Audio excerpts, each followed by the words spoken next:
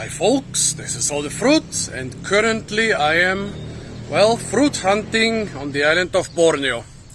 And since there are not too many new and exciting fruits at the spot where I am right now and when I am right now, instead of admitting defeat, I decided I'll do a tutorial on how to do fruit hunting in Borneo. Well, there are so many different layers and levels and stages to consider there, and also I've never done such a tutorial, so I think it's gonna be pretty messy. Well, let's start. First step, there is of course the decision to become a fruit hunter. You don't need to commit to that for life. You can also say, well, I will do one holiday where I center on looking for rare fruits. Or you can see I've been lying around on the beach for 3 weeks now. I want to go fruit hunting for a couple days. So yeah, first comes the decision. I want to be a fruit hunter, either for 1 day, for 1 hour, or for life.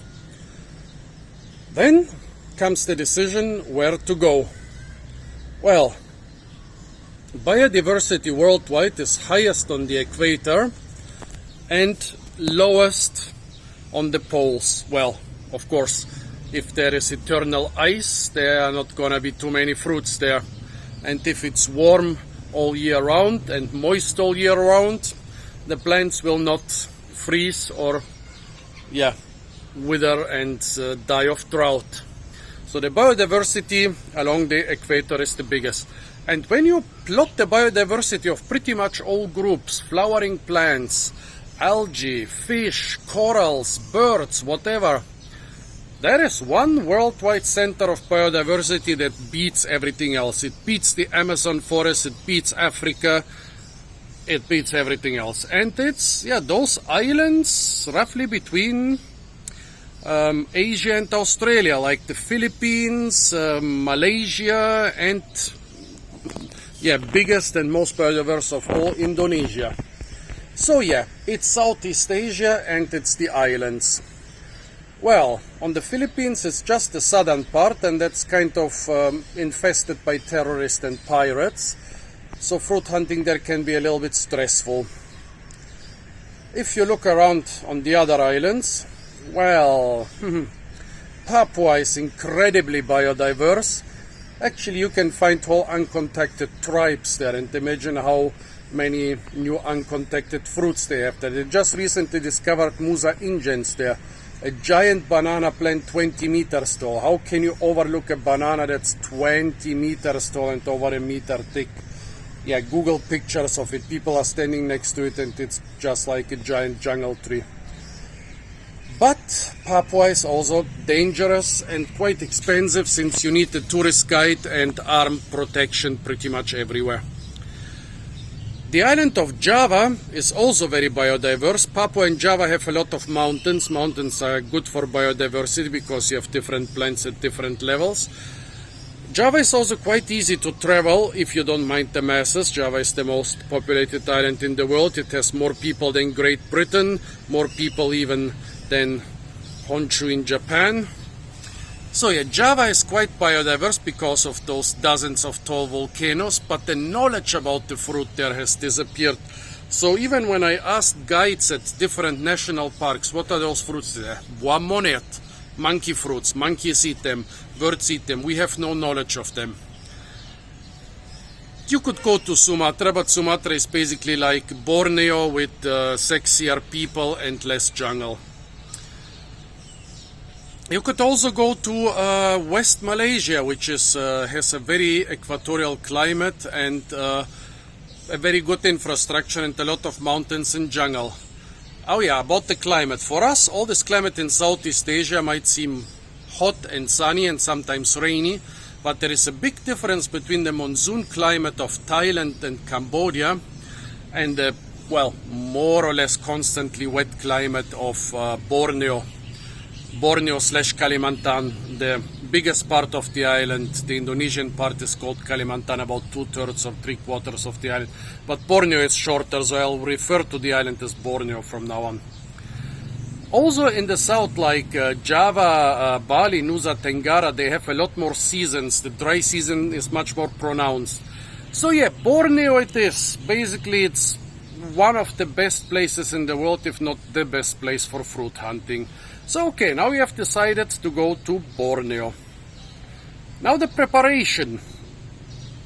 Well, you can go there and start munching everything off the trees and you'll get poisoned pretty soon. I got poisoned several times in Borneo, and in some cases I very narrowly avoided eating some of the most toxic fruits in the world, usually by sheer luck.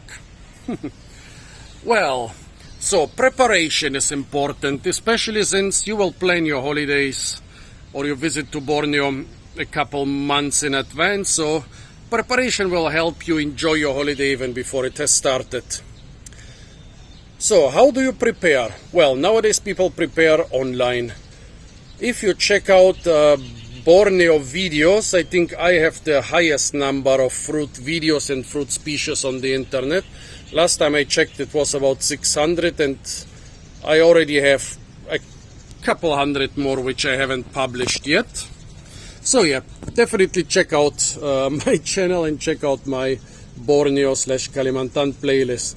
Another guy who has done quite a lot of fruit foraging here is the weird explorer, Jared Ryderek.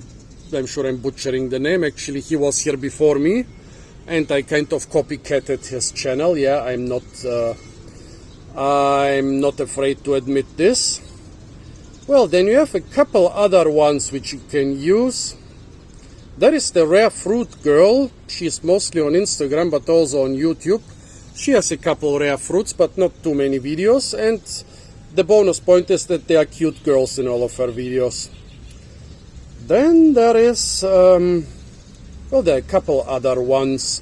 There is Fit Shorty Eats, who basically, yeah, he is doing some clown stunts with always the same fruits, but he has millions of views, so check him out. Apparently people like videos where somebody is spitting and jumping around, and sometimes he also has some good information in his videos. But what I dislike about it is that since for years it has been usually the same fruits.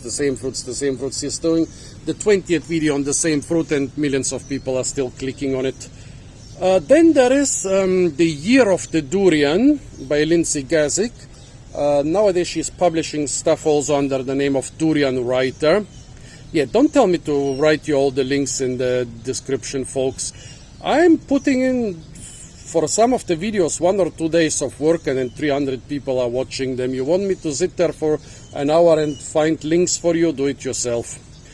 Well, yeah, Lindsay Gazik, Year of the Durian. She's mostly doing stuff on durian, but a lot of good stuff on durian.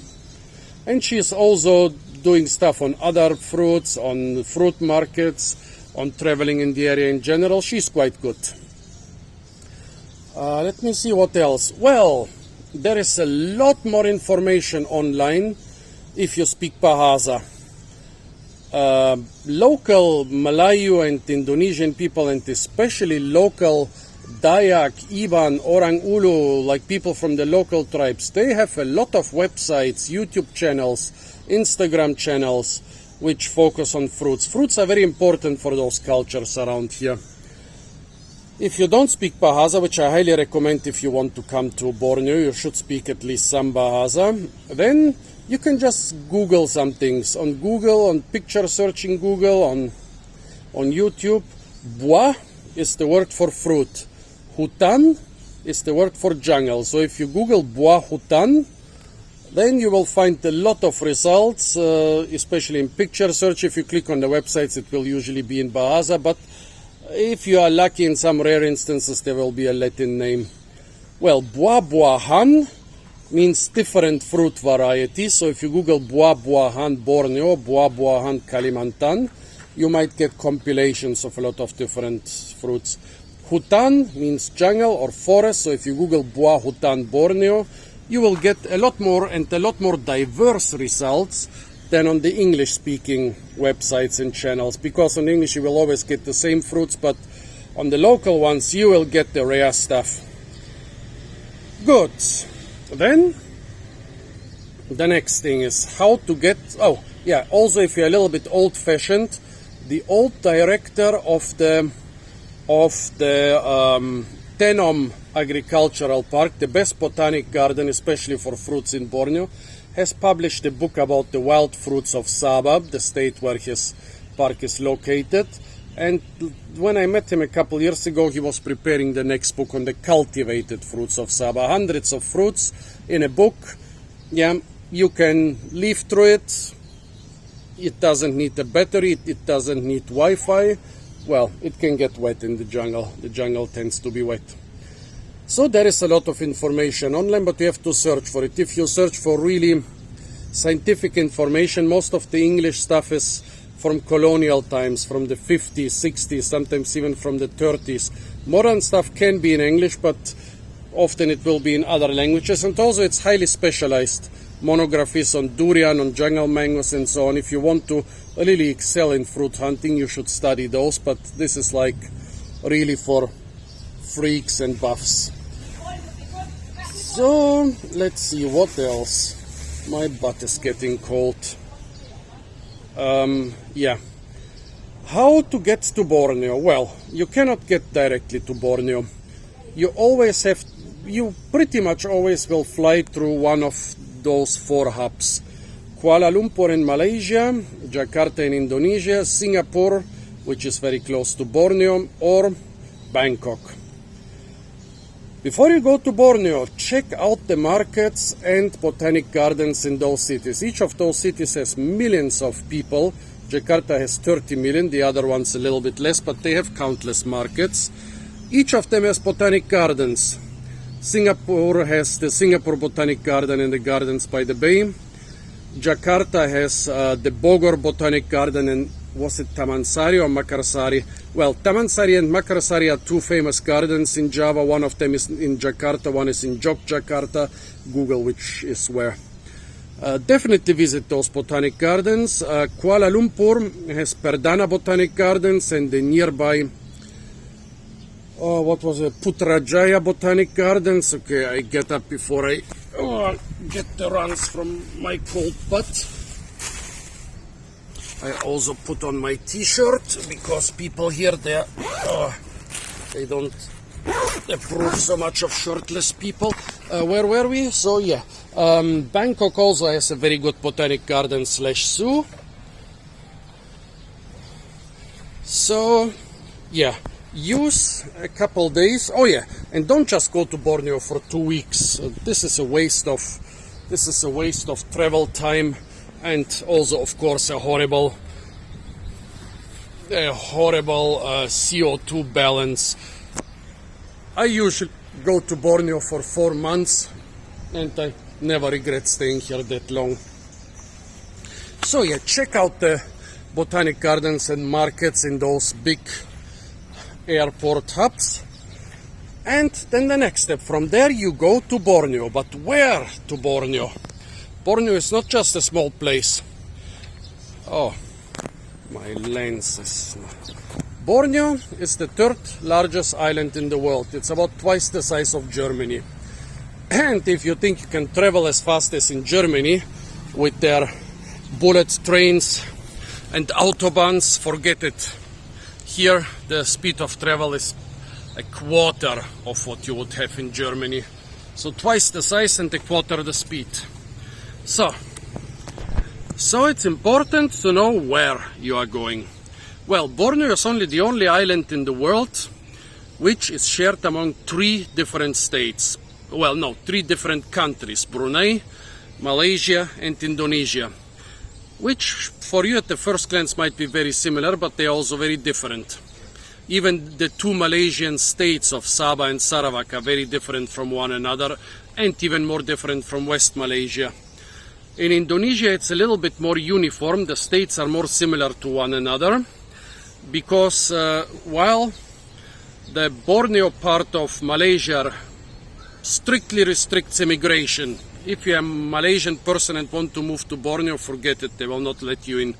Sarawak is basically a giant empty space with a couple big cities inside, and they don't allow immigration. Indonesia, on the other side, promotes immigration and brings millions of people to Borneo, so there the states are a bit more uniform. Well, so you have three countries, 8 states. I've been to 7 of them. I've been to Sabah, Sarawak, Brunei, West, South, East and Central Kalimantan. I have not been to North Kalimantan yet, which seems to be the most difficult to travel around. Yeah, even getting there is an adventure. And then moving around seems to be very, very hard and very, very slow and very, very expensive. Okay, so about fruit hunting in those places. Where do you want to go? You want to do it the easy way. You do what? The easy and the very clever way. You do what the word explorer did. He took a car and drove up and down the Pan-Borneo highway. There you will get the best markets, and most of the jungle fruits, especially the big ones, will be presented to you there right on the highway. So the different states. You have Sarawak, with a very big and rich and affluent local tribes community, a lot of them living in the cities, and they want jungle stuff, so you will find it on the markets. Just look out on what markets. I noticed this was most pronounced in the city of Miri.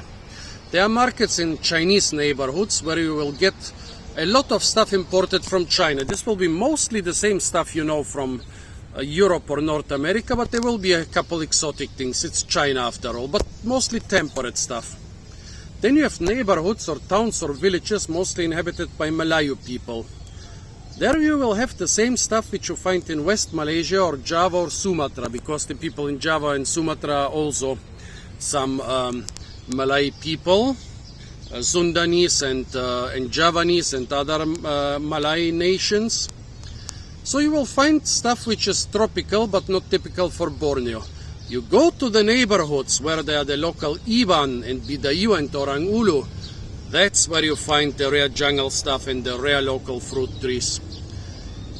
Well, the problem is if you try this in Kalimantan, pretty much all the markets, the towns and cities are dominated by Malay people and similar people, immigrants from other towns, from other islands. So in the markets you will not find the local stuff, you will find the typical Indonesian stuff, but not the jungle fruits of Borneo / Kalimantan. The only market where I found a lot of jungle stuff was the market of the small village of Lanjak, because they are mostly Iban and Dayak there and they bring their stuff to the market. In other places the village people trade among each other and the Malayu people trade on the market. So sorry folks, there will be almost no jungle stuff on the markets. Well, in Brunei, which is mostly inhabited by Malay people, yeah, the funny thing is in the smallest amount of Malayu people is actually in Malaysia. In all other countries in Borneo you will find a much higher percentage of Malayu people. Brunei is mostly inhabited by Malayu people, but Brunei has so much oil that they did not cut down a lot of their jungles. Also they really like jungle fruit, so there the markets are quite good. You will find a lot of jungle fruit in Brunei. You will also find a lot of jungle stuff in Sabah, but I think it's less than in Sarawak. So if you want to go fruit hunting, maybe Sarawak, Brunei and Sabah are your best choice. Also those areas are easy to travel. There is some tourist infrastructure there. People speak quite a decent English. If you want to venture into Kalimantan, well, basically no tourist infrastructure in most areas. If you end up in a remote village, people usually will take you in, pay them something in the morning. Most will appreciate it. If they refuse it, then just do it to make you and themselves happy, then don't press the money on them. But basically, in Kalimantan, giant distances, no tourist infrastructure in most places, and most people will not speak English. So yeah, the easiest thing is you land somewhere in Sarawak, let's say in Kuching if you have a lot of time. You go to the great markets of Kuching. From there you can just rent a car and travel along the Pan-Borneo highway, and each time you find the market, just like Jared did this, you stop, buy the fruits you don't know and you want to try, and make your way all the way to Miri. That way, if you are there in the fruit season, yeah, fruit season is the most important thing about here. If you are there in the fruit season, you will get lucky with most of the big interesting fruits of Borneo, and also with a lot of bushmeat like snakes and monkeys and pangolins and whatever. Yes, the fruit season. I'm here currently in Cebu at the Rajang River, where stuff from hundreds of kilometers upriver and hundreds, thousands of villages, and well, hundreds of villages, hundreds of thousands of people who are bringing stuff here. The biggest market in the whole area, and still no interesting fruits. Why? I missed the fruit season. In Sriaman, which is like 100 kilometers away, well, by road it's more, almost 200. The fruit season was there, but here in Cebu, nope, no fruit season. In Sriaman it was towards the end, here it is basically at the end. So why do we have a fruit season in totally tropical places, rainforests, where it's supposed to rain every day? Well, there are actually not so many places in the world where it rains all the time in the rainforest. Borneo, as I said, is smack on the equator. Well, the equator goes through Kalimantan, but it's the southern part of Borneo. So it has the least seasons, a lot less seasons than, let's say, Thailand, than Java, than Bali. But still, it has seasons. The temperature stays the same most of the time. In the mountains it can get very cold in the rainy season. Yeah, but the rain is different. In the dry season in Borneo you will still have a lot of rain, not like in Thailand where you can have no rain for weeks. Here you will have rain, but not so much. And the fruit season is usually in the rainy season. So when is the fruit season? Good question. People tell me there used to be a fruit season for the whole area some time ago. I don't know if by the whole area they mean the whole island or just 100 kilometers around them. But now they say because of climate change the fruit season has completely changed. It's in at different times in different places, and it's not when it's supposed to be, and even the locals can often not tell you when it's gonna be this year. Sometimes they'll tell you, yeah, now it's January, here the fruit season is usually in December and in March, but this year we are not sure. So yeah, the fruit season. Lindsay Gazik tried to make an app about the durian season. Well, durian season kind of coincides with the fruit season because durian is also a fruit and needs rain. So check out her app. I don't have it because last time I was here she had it only for Apple and I have Android. But check out this app. Basically, Lindsay Gazik is one of the people who are putting most thoughts into fruit foraging around here. However, mostly durian. Well, not really foraging. She's going from farm to farm. If she would contact me more often, she could have eaten a lot more different real jungle durian species, but she is kind of busy. So, yeah, fruit season. You can try to find out when fruit season is in one area, but often people will give you very contradicting answers. So your only chance is basically travel long distances by bus or by car, climb up every hill where you are. On higher hills the fruit season will be at different times. Go into the mountains as often as possible. You need to catch the fruit season. Otherwise the selection of fruits will be very small. You can imagine it a little bit like winter in Europe.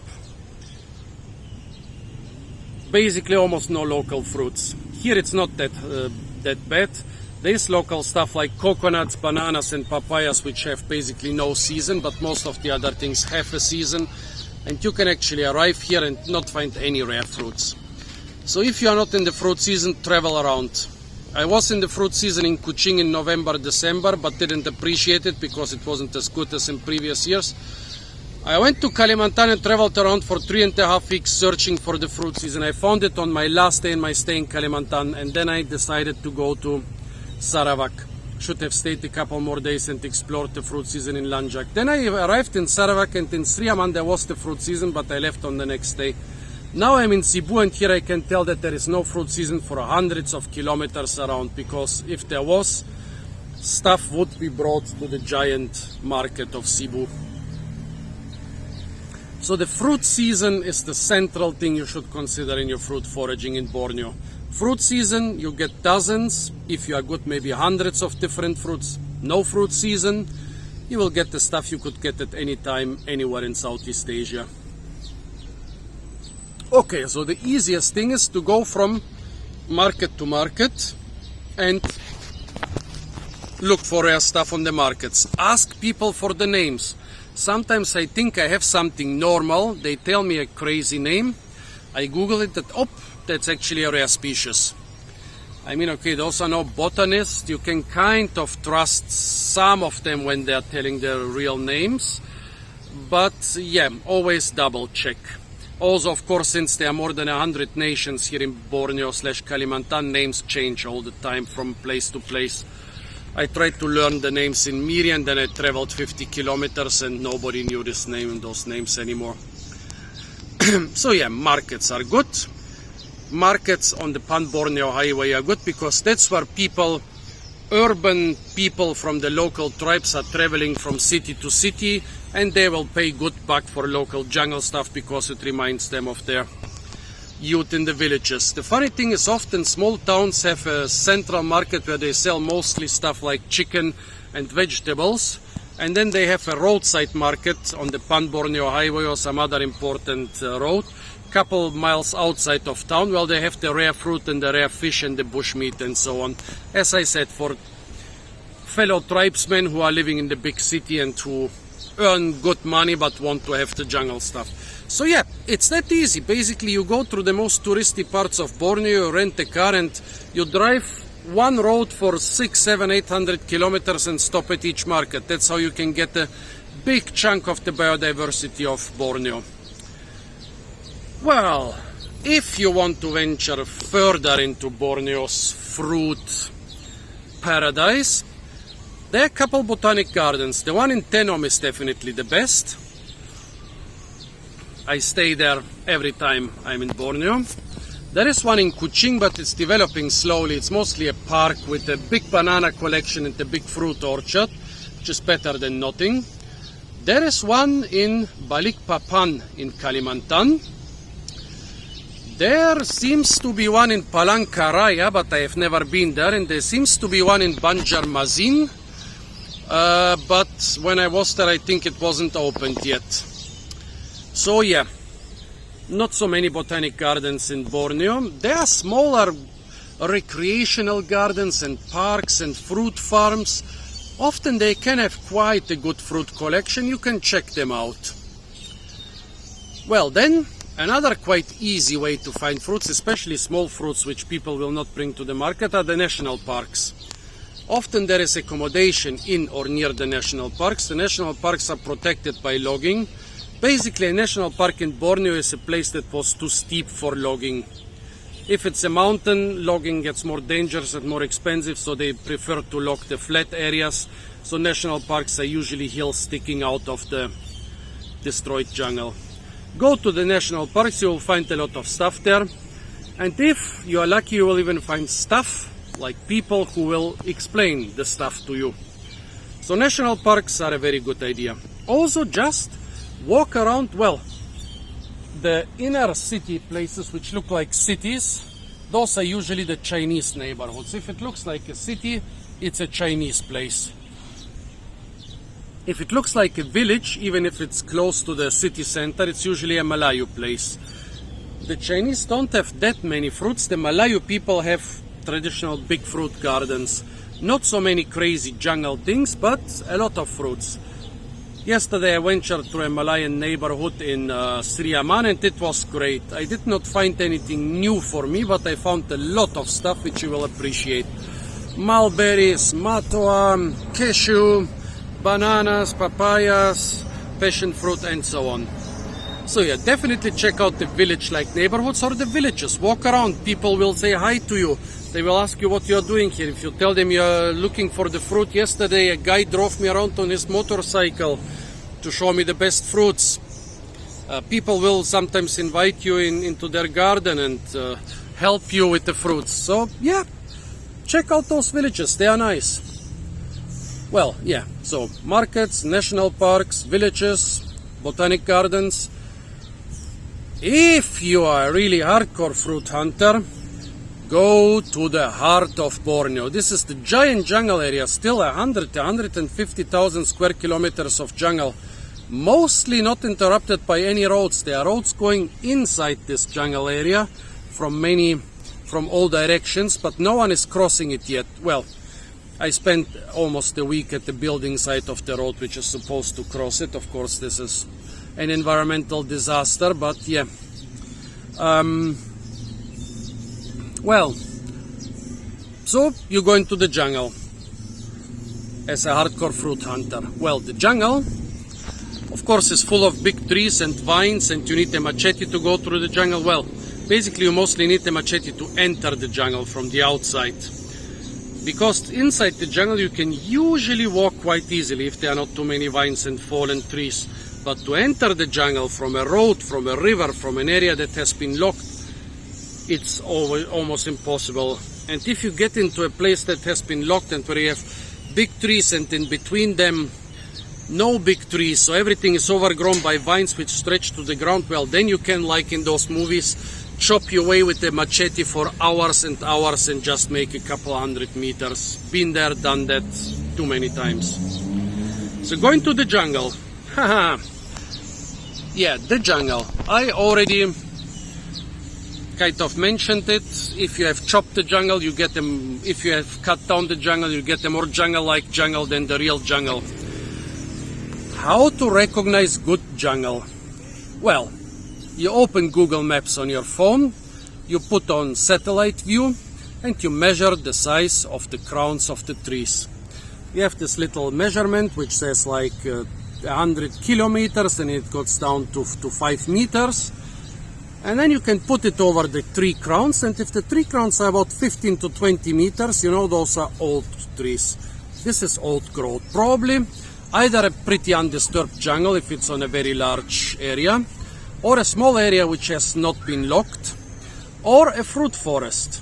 What's a fruit forest? Well, fruit forest is basically an orchard which was planted a long time ago, and now the trees are 30, 40, 50 meters tall. You cannot call it an orchard anymore, it's a forest. But most of the trees like durians and jungle mangoes and so, they can fall to the ground and you can still sell them. They fall to the ground from 50 meters and they still survive. Fruits here are hardcore. So yeah, fruit forests are really great. You will find them in the deep jungle, you will find them near the villages, definitely check them out. And if you find the big jungle area where you measure the crowns and they are 15 to 20, sometimes 25 meters, go there, because the tropical jungle or rainforest is the most biodiverse biome on Earth, but if you cut it down and it gets replaced by a secondary forest, that's really species poor.